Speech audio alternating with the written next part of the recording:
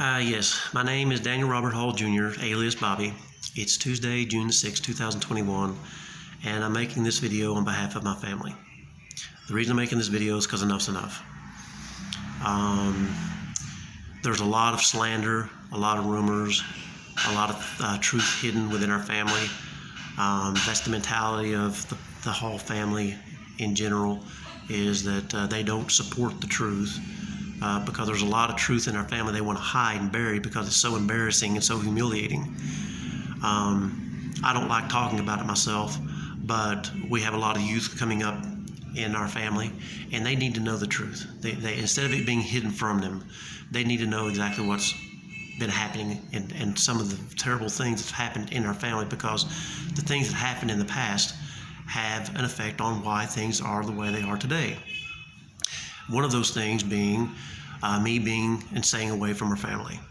And I'm going to explain exactly why that is. In 1979, my dad was having an affair with our mother, Donnie Yates. He even disrespected all of us by even bringing her into our home. And there were a lot of other things that were going on. Dad always humiliated Mom in so many different ways, outside the home and inside the home, and he was never faithful to her. Mom was always 100% faithful to Mom, even though Dad has tried to slander Mom and say that, she was dating truck drivers and all these other things. It's just all a bunch of lies. I was there, and other people were there to prove the truth. But anyway, in 1979, Mom had gotten to a point to where she had a mental breakdown. And again, I'm 17 years old. This is 1979, and on this particular evening, I was on a school bus and was supposed to be at an away track meet, but that track meet was canceled because of bad weather. And as soon as I found out that track meet was canceled, in my heart, I knew something was wrong with Mom. To this day, I cannot explain exactly how I know that, but I knew it. I was scared, and I ran as hard as I could, 2 miles from our high school, all the way back home. And as soon as I got home, I walked through the front door, I walked to the hallway between the living room and the kitchen, and Dad is sitting in the kitchen, at the kitchen table, with a cup of coffee in front of him, and he's just staring at the cup of coffee. I asked him one question: "Where's Mom?" Well, he panicked because he didn't hear me come in the house. And he looks up and he says, "Come with me, I need to show you something." Well, I'm scared. I'm 17. You also have to know that I'm scared of Dad because he raised us with the mentality we never question him, and if I ever did, I got a beating, I got a thrashing. So I just listened. I said, okay. So he walks me from the kitchen back to their bedroom. The bedroom door's locked. So he goes back to the kitchen, gets a toothpick, goes back to the bedroom door, unlocks the bedroom door. We go then to the door into the bathroom that's attached to their bedroom. Well, when he grabs the doorknob to the bathroom door, it's locked. And so he goes through all this drama. "Paula, are you in there? Paula, are you in there?" Acting like he can't get the door open. Well, we built that house in 1972 when I was 10 years old, and the one thing that we all knew about that bathroom door is the door lock never lined up with the latch on the door frame. So even if the door was locked, all you had to do was shove it open and go inside. And also too, the top of the door rubbed on top. So in our family, the understanding was, if you go to the bedroom door and the door's locked and the door's shut and there's a light inside, then you just didn't shove the door open. You respected whoever was in there and you didn't open the door. So I'm not trying to understand why he's going through all this drama, acting like he can't get the door open. So anyhow, he finally pushes the door open. He acts like he breaks it open. He didn't have to break it open. He opens it, and then we open the door to the shower stall, only to find Mom laying in the shower stall on her side, completely naked, passed out, with both wrists slit, and both wrists had clotted, which prevented Mom from dying. That's the only reason she didn't die at that time. And there were blood swipes all over the shower stall. So Dad says to me, he goes, "Get your mother up out of that shower stall, and I'm going to go get her some clothes so we can get her to the hospital." So that's exactly what we did. I got her up I picked her up out of the shower stall, take her into the bedroom, we put her clothes on her, then we take her to our Blazer, take her to King Daughters Hospital. I have to sit inside the Blazer while Dad's inside. So then after Dad finishes explaining everything to the doctors about why Mom had slit her wrist and why we were bringing her there, then he comes back to the Blazer. We drive back home, which is 8 miles, and during that 8 miles, Dad never said one single word to me. He waits till we get home. Then as soon as we walk in the house, he says, come sit down at the kitchen table. There's something I need to explain to you. So he sits me down at the kitchen table, and he says, I need to explain to you that the reason that your mother's doing all these crazy things is because she's always blamed me for us having to get married because she got pregnant with you. So at 17 years old on this night, first I come home to find out that my dad has left my mother for dead. How do I know this? Because when I asked him, where's Mom? He said, come with me, I want to show you something. He had already seen her back there. He was going to sit there at that kitchen table, staring at that cup of coffee, and wait on her to die. Then he was going to call 911 and say, oh, I've come home and found my wife dead. She just committed suicide. But see, that plan failed because, fortunately, my track meet was canceled, which allowed me to come home and allowed us to take Mom to the hospital and keep her from dying. But the point was, he knew what he was going to show me because that's what he said. Come with me, I want to show you something. He left her for dead. I knew that at that time. I could never say anything because if I did, Dad would have thrashed me. That's just how Dad was. Anytime that we questioned the truth in the family that he didn't want to talk about or he didn't want to be known to anyone, he says what happens in this house stays inside this house, and if we tried to say anything about it or we tried to question, we just take a thrashing. That's how he kept us quiet. So I couldn't say anything at the time, but I knew immediately. His diversion to try to throw the blame on me, make me feel guilty by telling me that, they got married because of Mom being pregnant with me. It didn't work. Mom loved me. She always loved me. I knew she always loved me. Dad was one that never showed any love. Never even heard the word love come out of his mouth. I've never heard it come out of his mouth in my entire life. So anyhow, I have to live with this. I have to keep this inside, and I have to wait until I get out of the house. So that's exactly what happened. When I turned 18, I found a trailer and I moved out. And when I moved out, I told everybody in the family. I said, I'm not having anything to do with that man. He's evil, he's wicked, he's demented. He left Mom for dead in the shower, and the only reason she didn't die is because I came home, and I explained everything to the whole family. And I told everybody, I said, the first chance I get, I'm moving away from Kentucky because I don't want to be around this mentality. I don't want to be around any of this. And eventually I did that also. But anyhow, when I tried sharing it with the family just buried it. They did not want to accept that truth. They didn't want to believe that truth because it's so horrid, because it is so demented, and it's because it's so shameful and humiliating. So instead, in time, after me being away for so long, everyone just decided to slander me, make me the bad guy, so that nobody would believe me if I ever did decide to come forward and explain to the world, what's going on inside of our family like I'm doing right now. So anyhow, that was 1979. Well, I'll go down to Florida, and while I'm down in Florida from 84 to 88, Mom and Dad get a divorce. And Dad manipulated everything so that he would never have to give Mom any money. Mom's still in that house with my 2 sisters, Gina and Lori. And Dad went and spoke with Paul Leake, who had the mortgage on her home, explained to Paul, Mom, Paula doesn't have a job. She can't afford to make the payments. She'll default. When she does, allow me to take over. Well, Paul Leake agreed. Well, Mom shared all this with me. I said, no, that's not going to happen. So I started sending money home to Mom every Friday religiously through Western Union. Over $1,000 a month. And I did that from 84 to 88. So that the $539 a month house payment, the $169 payment on her 79 Bonneville was paid. Had to pay both the insurances, the insurance on the house and on Mom's car. Had to pay the utility bills, and of course had to send Mom money home to Mom, for food. for them to live on and everything. Because Dad, he never sent Mom not one Abe Lincoln ever. He was trying to manipulate her and force her into coming back to him. Mom, no. She made up her mind no, and that was it. Nobody respected that decision except me. And even Gina, when she was pregnant with her first daughter, Danielle, she would not even let Mom see Danielle, because she told Mom, she goes, no, I'm not going to let you see Danielle unless you agree to go talk with Dad. And Mom tried to explain to Gina. She goes, Gina, it's over between us. No. So Gina wouldn't even let Mom see Danielle, which throws more heartache, crushed my mom.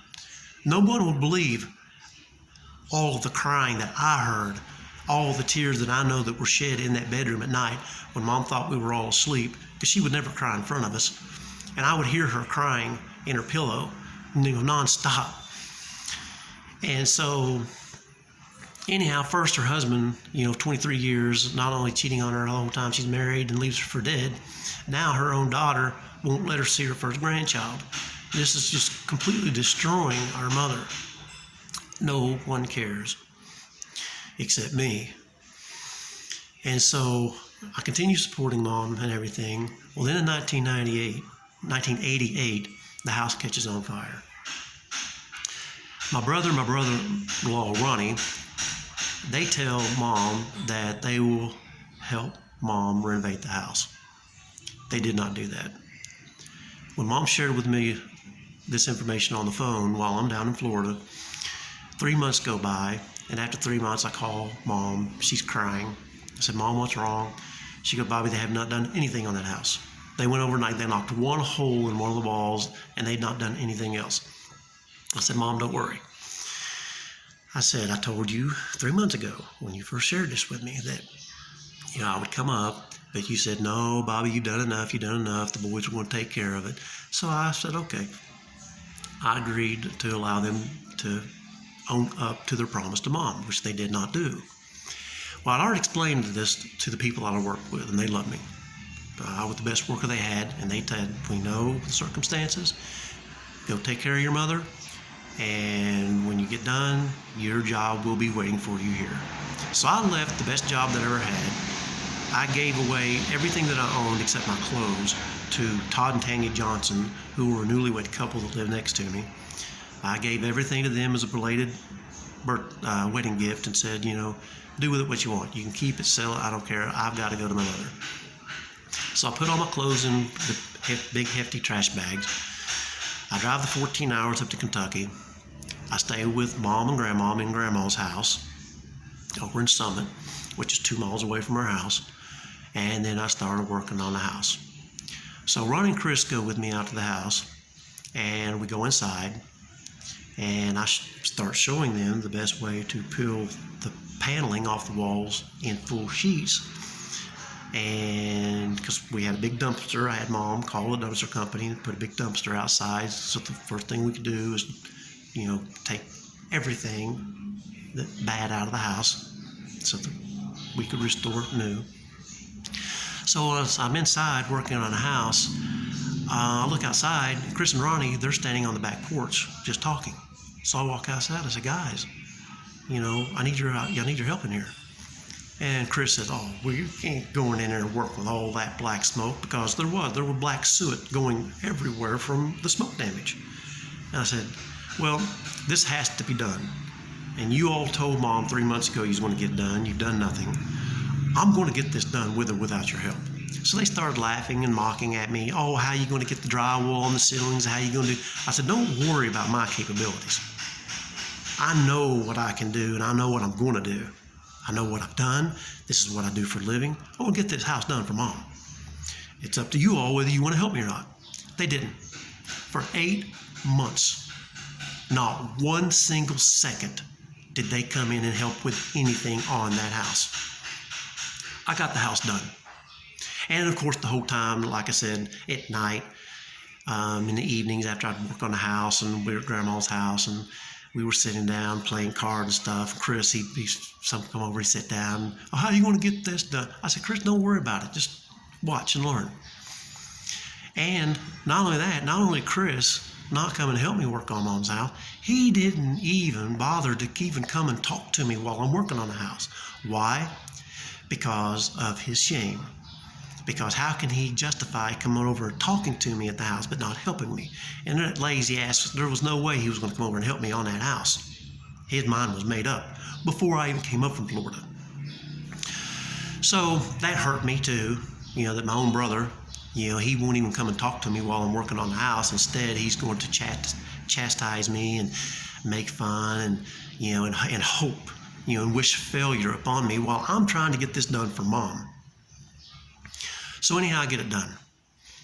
And after the house is done, a few months later, Mom sold it. She sold the house to the first guy that looked at it. So after I'm done, I'm broke. So I go to work with Mom and Grandma in the cemetery business for a while because I want to spend time with them too. They're in Kentucky. But then I find out that there's a lot of construction work in Columbus, Ohio. So I go up, find a job on April 9th, 1990, and that's where I started living. Well, of course, in the meantime, I'm being slandered and so forth and so on, all the way up to even right now, the year 2020, 2021.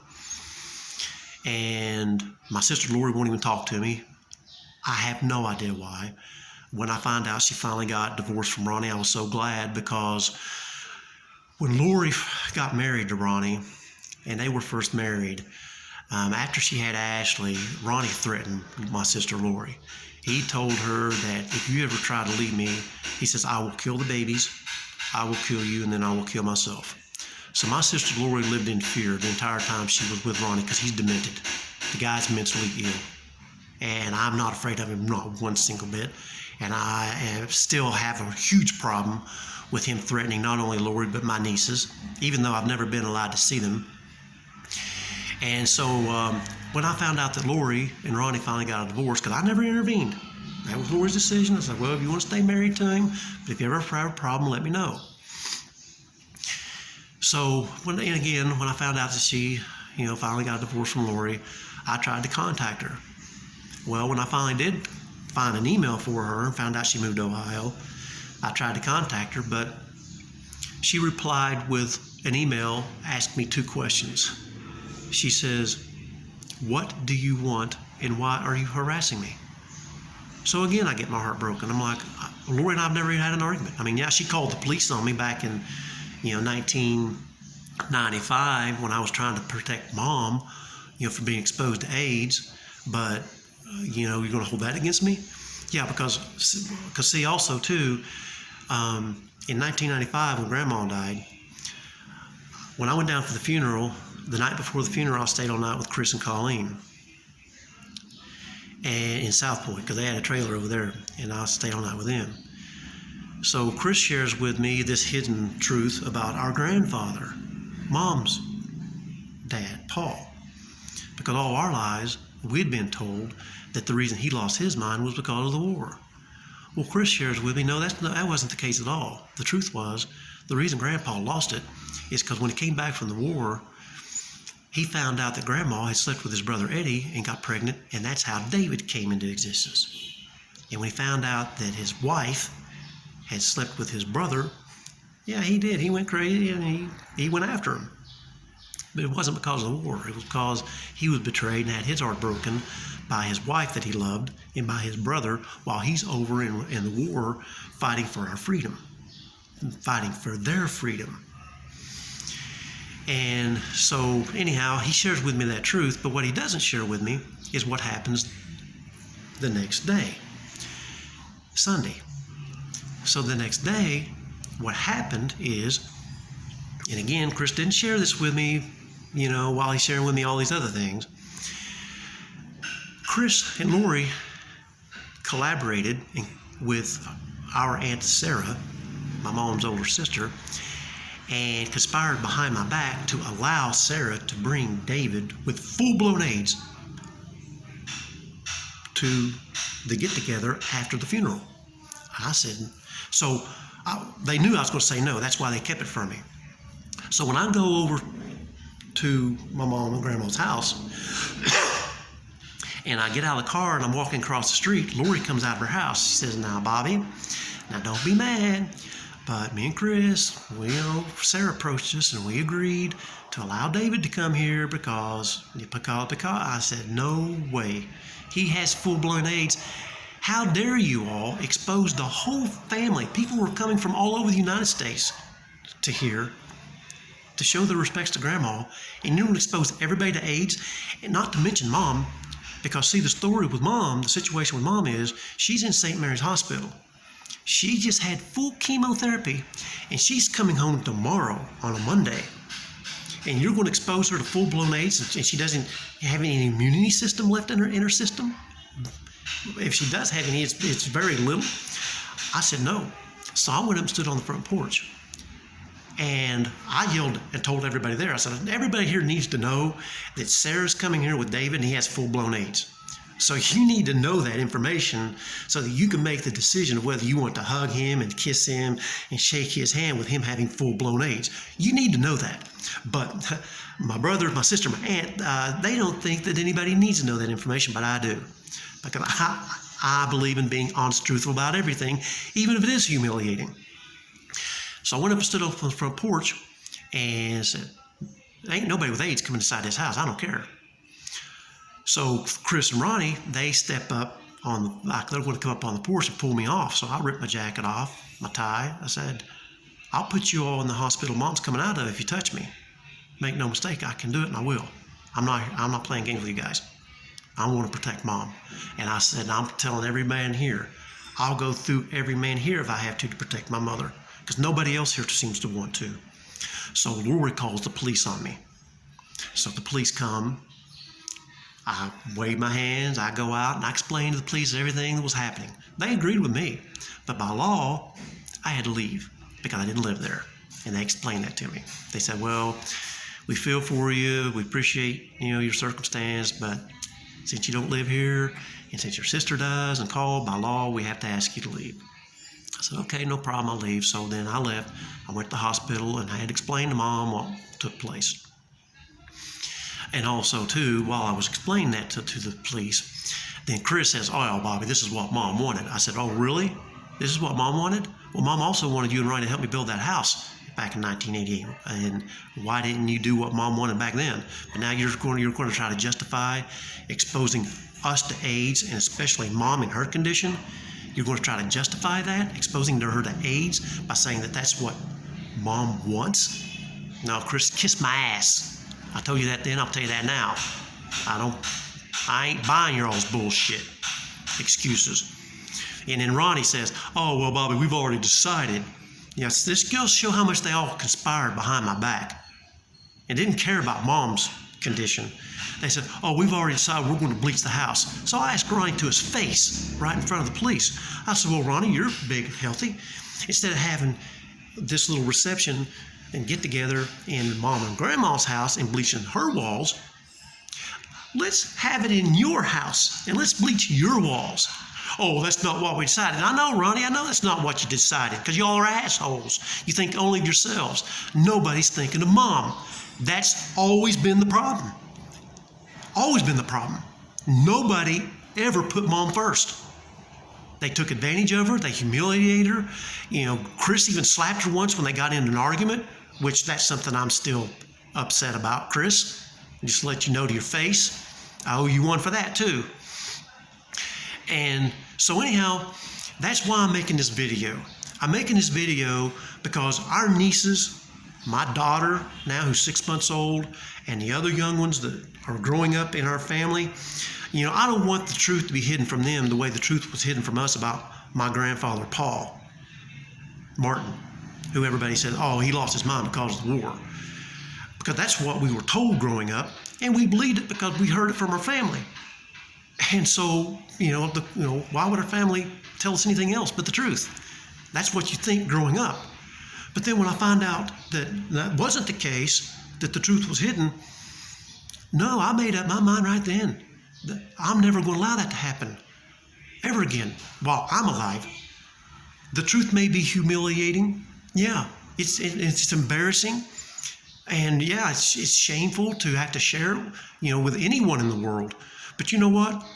I'm going to share the truth. And if the family doesn't want truths like this to be exposed, then you need to stop doing these kinds of things. You need to get out of your delusional worlds. You need to stop protecting each other. You know, the demonic, evil things that you do, and the slander and the rumors that you start and everything else. You need to stop all that bullshit. And you need to start being honest and loving with each other. Then you won't have a problem sharing all the information about the family that there is to share with the world, because then it will not be evil and demonic, but it will be good, loving, angelic, heavenly information to share with the world.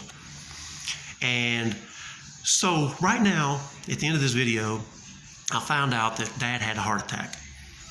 And like I said, I left the family alone. If that's the way you want to live your lives, and untruth and dishonesty and slandering and rumors, so be it. I don't want any part of it.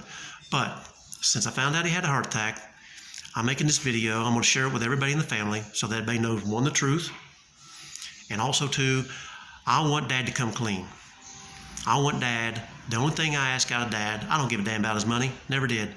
All my Christian in the world all kissed his ass, because they knew that when Mom and Dad got the divorce, he liquidated all of our assets. He took off with the cash, never gave Mom a dime, and so they all, stuck to his hip because they knew he had the cash. Not me. I don't need his money. Never did. Don't care about that. The only thing I ever wanted from Dad was my father's love, and for my dad to be honest. And that's what I'm asking for right now in this video. For my dad, for one time in his life, to come honest, come clean to the whole family and the whole world, the fact that he left Mother for dead. That's all I wanted, is for him to come clean, admit the truth. Yes, I left Mother for dead. Bobby came home and found it. We took her to the hospital, and he has been ripped to shreds mentally, emotionally, in his heart, his entire life because of that, on top of the fact of his family shunning him and slandering him and everything else. But I just want to come clean and say, yes, that happened. I left his mother for dead. He found it. We took her to the hospital, and I'm sorry. That's all I want. And so now that I made the video and I want to share it with the world, first my family, I want to see, because everybody's telling me, oh, Bob's changed, your dad's changed. I want to see if it's going to change. I'm going to get a chance to prove it. And that's why I'm making this video before he dies. I want to see if he has changed. I want to see if there's an honest bone in him at all. So, Dad, here's my question. Will you please come clean to the family and share with them the truth that you left Mom for dead while you was cheating with, having sex with Donna Yates, who was married to Charlie Yates, who had a son, Chad Yates, and a daughter, Mary Yates? And would you please just come clean with that and apologize? That's all I ask. Just come clean and apologize. Would you please do that? Thank you, everyone. Sorry that everyone is in such disarray about our family issues and all the family issues that are there, but I've explained the most of it. And if anyone wants to know the truth, all you have to do is contact me, and I'll explain everything, even if I incriminate myself, because that's what honesty is all about. And there's no way you can say you have love in your heart, and there's no way you can say that you're an honest person if you're not willing to tell the truth, even when it incriminates yourself. And everyone who knows me, everyone has any contact with me anywhere in this world, knows that I'm that way.